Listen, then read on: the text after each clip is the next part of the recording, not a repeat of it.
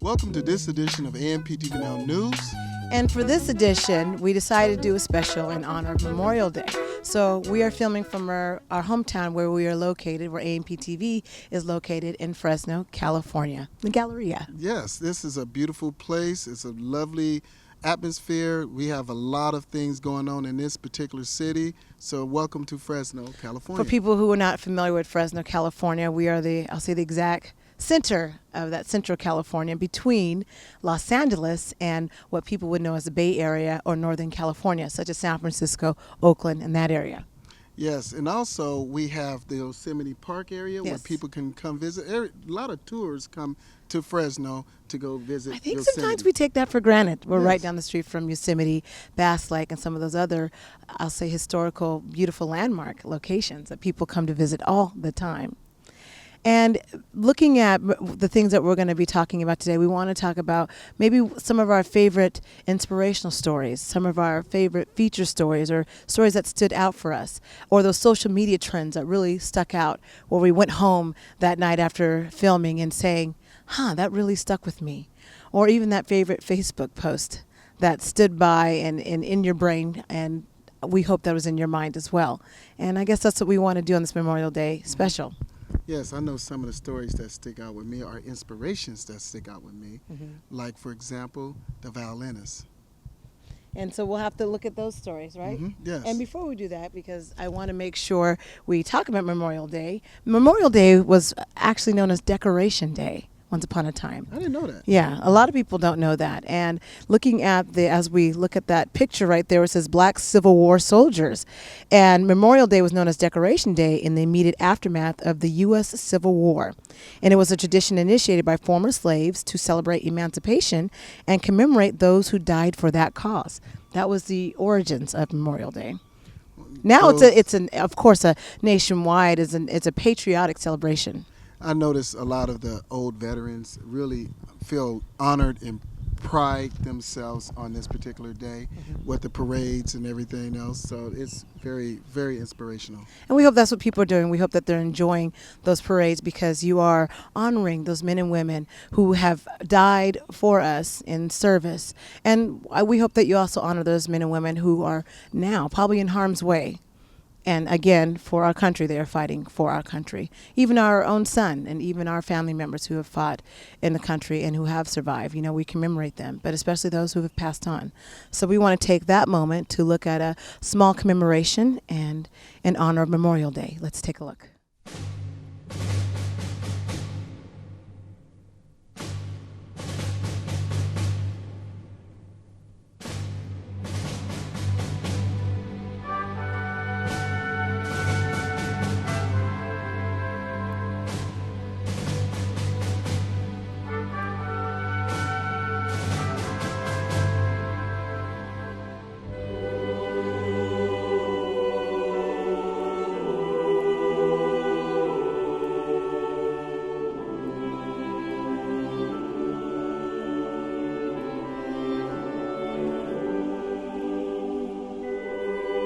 And so when we commemorate our men and women who have served in the military and who have made many sacrifices, we hope that you take some time, whether it's a prayer or a meditation, for our soldiers that are still abroad and are still fighting.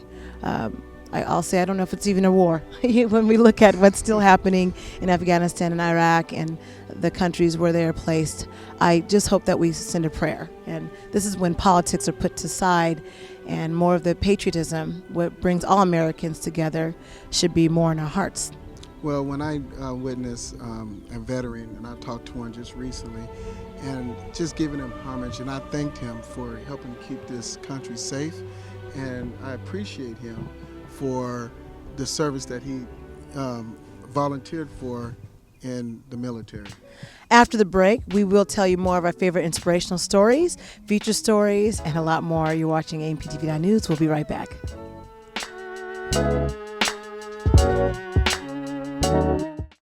Want to be a featured DIY expert on AMPTV Now News?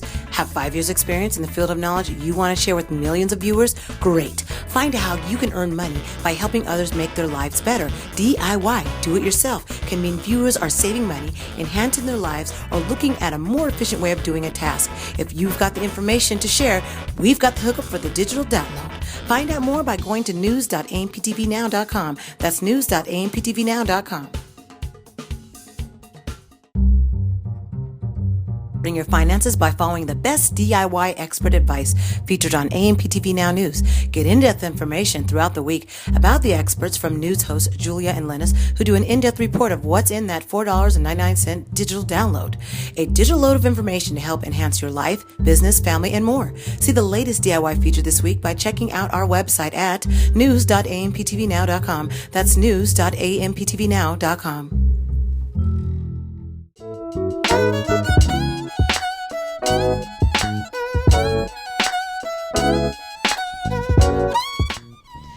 Welcome back to AMPTV Now News, and we are bringing you a special edition. We're here in Fresno, California, the exact central of California. People who aren't familiar with where Fresno is. Yeah, right between Los Angeles and San Francisco. Yes, in case you're not familiar with that. And we thought we'd do a special Memorial Day edition and be able to have that patriotic thought in our minds, and also review some of maybe those past clips that we enjoyed, some past inspirational stories, past feature stories, and some social media trends that really stood out for us. And I think we'll start with those feature stories first. I don't know. And when I look at the feature story that stood out for me, of course, for me, it's the most recent one that we did in regards to Baltimore, Maryland. And Baltimore, Maryland stood out for me because I think it was the point, it felt so surreal. And as we take a look at that clip where Freddie Gray's leg was dangling, this was the heartfelt moment for me, and I'll tell you why it hit home. So let's take a look at that clip. Right.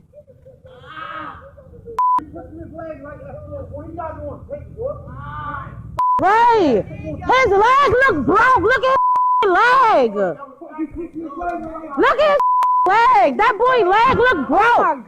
His leg broke and y'all dragging him like that.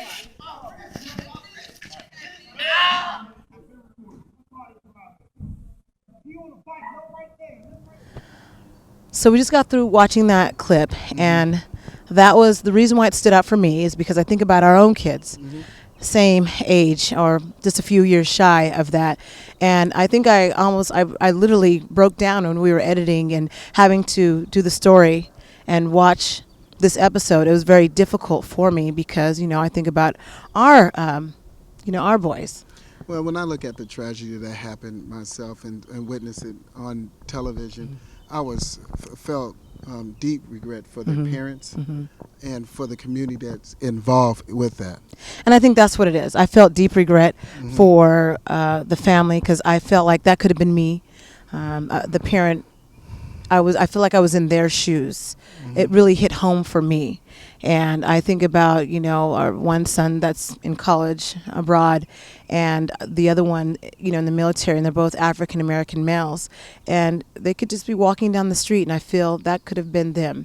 And then we have what we call our adopted kids, the ones that we've known for years, and they're only a few years shy of 25. And it was hard for me to sleep at night. And that's why I was really wanting to not only be objective in the story, but making sure that we do start to look at ways to have a better relationship with our local police department. And I'm glad Fresno is making strides to do that. In fact, Fresno was highlighted in the Washington Post for its strides in making it better relationships with the communities, especially urban communities. And so for me, I think that's what really hit home, was seeing Freddie Gray in pain and watching the video of it dangling, and then to find that he was so battered and bruised. It's very hard. People ask, well, how is that different from the Michael Brown incident or the Tony Robinson? And I think it was just so surreal watching the video. Whereas for Michael Brown, his body laying in the street, that's just as surreal as well, watching the aftermath. And those of you in the audience around, when they look at this video or see this, some people can relate and some people possibly cannot relate. Right. But anybody that are parents can relate to what And that's the biggest actually thing. happened. And that's what it is about, being parents. And whether our kids are 20 plus years old or not, you're still a parent. And those are the things that really hit home. And so you had a favorite story as well. What was your favorite feature story? Well, I have several favorite feature stories. What's- One of the main stories that I was looking at is the HBCUs, and also the story that's dealing with Was it the Wall Street? I the thought Wall you told me Street. the Wall Yes, Street. the Wall Street. The Wall Okay. Street. So that's Well, let's take an excerpt. Let's take a look at the Wall Street story. So one of the things that I thought was really interesting that I wanted to bring up today, and I just had to get it out, was Black Wall Street. Black Wall Street is one of the most influential times in Black history where Black communities were striving and thriving, and they were supporting each other and being so consistent with the financial sustainability that it was just unreal. And this is in the past. Today, it's not so much the same thing, but we'll talk about that a little bit later.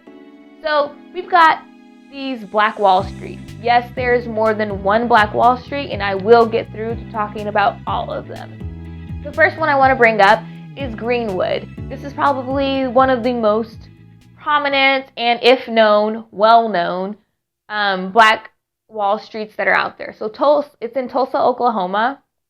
And this Black Wall Street pretty much was the epitome of everything that a Black community needed to be sustainable. You have lawyers, doctors, schools that are very successful with their students, and this is all due to the Jim Crow laws and productivity of it. And not that the Jim Crow laws were great by any means, but it definitely did cater to helping the Black community be more focused on themselves and entertaining the Black dollar around their community. So that was something that was a really important component of everything that was going on during this time, and helped out Greenwood in Tulsa, Oklahoma. So you have a Black dollar that's circulating between 36 times to 1,000 times in that community is amazing. And just to see it flourish and to see that there were so many different things about that community that thrive, and it being one of only very prominent, very financially stable, the wealthiest Black community in America in its time is just an amazing fact to see. Unfortunately, you get to June 1st in 1921, where we have the Greenwood Massacre. I call it the massacre because it definitely wasn't a race riot. There wasn't any two parties or two races that were trying to intimidate one another. It didn't happen like that. It was more of an envious type of situation where we have the outside, which is white businesses, white people who were envious. Okay, so we just got through watching the excerpt of the Wall Street story that we had been covering. I think that was a 2-part series, and Jacoya Murphy, our segment producer, was very detailed in doing that. Why does that hit home for you? Well, I'm looking at the African American business today and how the Black dollar is not circulating in our community as much compared to almost 100 years ago, approximately. And the Black dollar circulated at least 36 times to sometimes That seems to 1,000 blow your times. mind. I've heard you So mention just that. imagine, banks, African American owned, grocery stores, African American owned, barbers, African American owned, restaurants, and all those dollars recirculating in the Black community. So Yeah, and I think even watching the documentary, there was that 2-hour documentary, and we showed a short excerpt of that as well, that, you just can't, you can't fathom that people's were burned down. 300 African Americans were killed in the streets here in America, on American soil. yes, that's And there wasn't a war. It was when just- they looked over there, they looking at all the mansions and all the wealth that African Americans all at the that jealousies time that just seemed to did. come out. So envy came into factor, jealousy came into factor. So after the break, we'll have some of our inspirational stories and also some of those social media trends that stood out. You're watching AMPTV Now News. We'll be right back.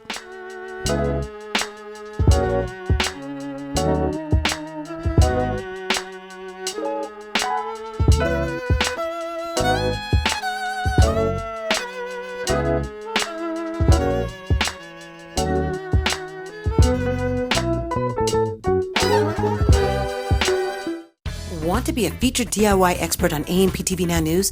Have 5 years experience in the field of knowledge you want to share with millions of viewers? Great. Find out how you can earn money by helping others make their lives better. DIY, do it yourself, can mean viewers are saving money, enhancing their lives, or looking at a more efficient way of doing a task. If you've got the information to share, we've got the hookup for the digital download. Find out more by going to news.amptvnow.com. That's news.amptvnow.com. Your finances by following the best DIY expert advice featured on AMPTV Now News. Get in-depth information throughout the week about the experts from news hosts Julia and Linus, who do an in-depth report of what's in that $4.99 digital download.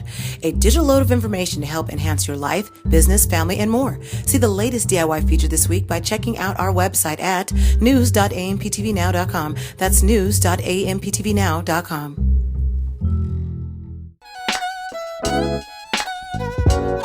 And we are back, and you're watching AMPTV Now News. We were just talking about some of those favorite feature stories, and I know for Wall Street and wrapping that up, for me, watching the documentary, I wanted to say, and also seeing the pictures of the 3 different Black Wall Streets is what I wanted to wrap up with when I saw Jacoya talk about, even Richmond, Virginia. And so we're familiar with Oklahoma, or are we? Some people still are not. And we're familiar with Durham, North Carolina, or are we? I mean, I hope that's what brought people some light, that there were 3 different Black Wall Streets.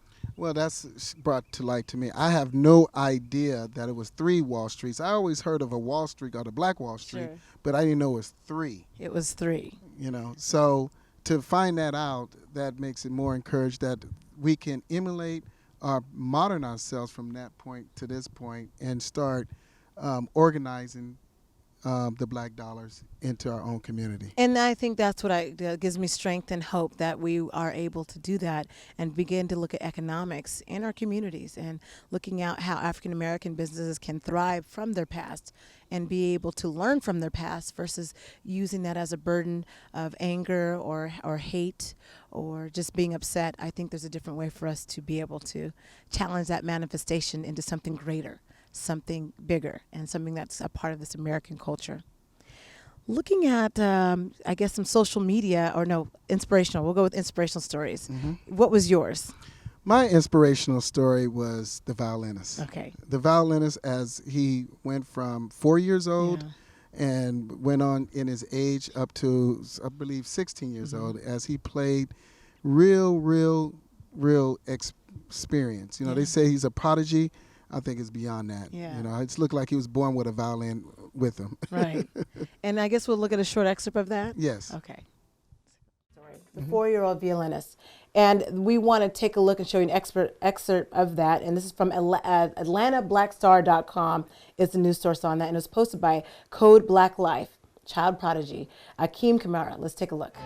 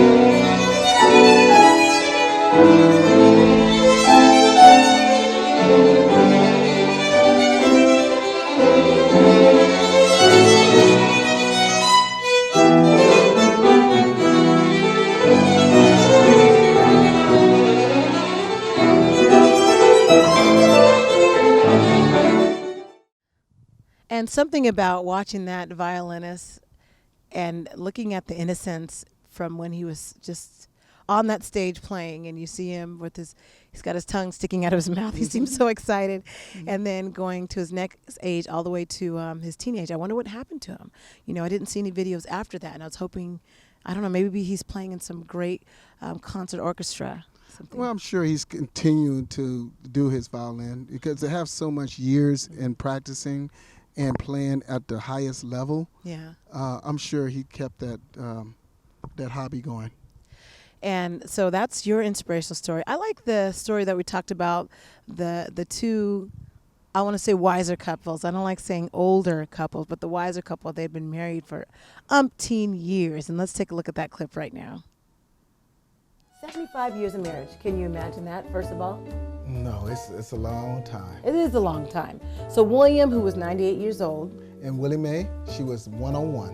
And Willie Mae felt that William was a little bit too young for her. Yes, but he kept pursuing her. He kept on it and persistence. He was pursuing her, and she kept saying no. This couple met in Dublin, Georgia. Now, she was a church-going girl. Yes, so that means he had to straighten up. He has to be in a straight and narrow in order to pursue her because that's what she was looking for. And a ball player, I don't know how much money he made as a ball player, but he was a ball player, and I guess that part of that straighten up means ball player got to get a job. Yes, but what was more interesting to me was his children that look into their relationship, and they noticed and they watched, and they said they live a very happy life. They still loving towards each other. They don't get in so many arguments so much. So we just got through watching this couple, and they gave us some tips on longevity in relationships. I don't know, can you do it? Oh, that's a challenge. It's a long time. And we said one of the keys was keeping God first. Wasn't necessarily the money or even love, but it was about having that spiritual base. The spiritual base, and they also really emphasize communication. You have to be able to communicate effectively. Right. And so I think that was an inspiring story for us. Even though it wasn't in our inspirational story section, it was inspiring to see that they've stayed together for so long. And I even want to say the recent story we just did on the wise man that's 109 years old out of East Austin, Texas. Oh, 109? 109. Wow. And so, and he's a veteran. Yeah, and he's a veteran, and that's why I wanted to show an excerpt of him again. And let's take a look at that. This is a long trip. Yeah, and it ain't through yet. The U.S. Army veteran served in the South Pacific from 1942 to 1945 during World War II. Shot at her many times. And it didn't get us stressed.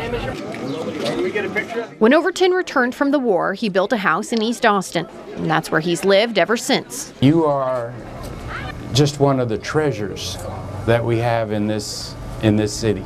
Overton has seen more in his lifetime than most of us ever will. All right, and so as we look at that particular excerpt, that gives me inspiration, and we'll have to talk about the bobsled because I don't want to give that away. We're going to be going into a segment where it's about a 4-week long because we're going to be talking to the founder of BOPSA, right? That's correct. But that is one of my favorite social media trends. Well, one thing about the BOPSA, if we go in a little bit into it, is they more or less seeing the Korean culture capitalizing on African American culture here in the United States. So it shows the apparent blockage or boycott situation that's happening along with African American beauty supply shops and manufacturers, and so it's just really blowing our mind, and we'll be bringing you more of that story to come. And meanwhile, we always end with our social media post, and I think the one for me when Will Smith, and we'll just put that on the screen and let people read that, but it hit home for me because Will Smith, people assume because he is this wonderful, great actor that he has no problems, and people think when you have all the money in the world, all your problems go away. Well, they think there's less problems. Yes. There's nothing to worry about because money will fix most of them. Yeah, and you just don't know a person's background. I think that's what that particular Facebook post proves. And another one is about, leaving your past, and I know that's a recent one, but for me, that also stood out as far as being able to leave your past story in the past, and I think it's important that we live our future. And I don't know, how did you feel about that? I agree. A lot of times, even I might be guilty of bringing my past in my presence instead of leaving it in the past dead and buried. So to live in the now and to stay in the now is always the best. I think that's going to be the one thing we ask our audience to look at, and especially African American businesses and families. How can you make your past a story, a great story? Whether there was oppression, whether there was racism and discrimination, how can you make it a great story of your past so that you can be successful for your future? And I think that's the challenge that I want to leave people with, that particular thought. And we hope you enjoyed this edition of our Memorial Holiday tribute of AMPTVNOW News, and we hope that everyone has a wonderful holiday and a wonderful week.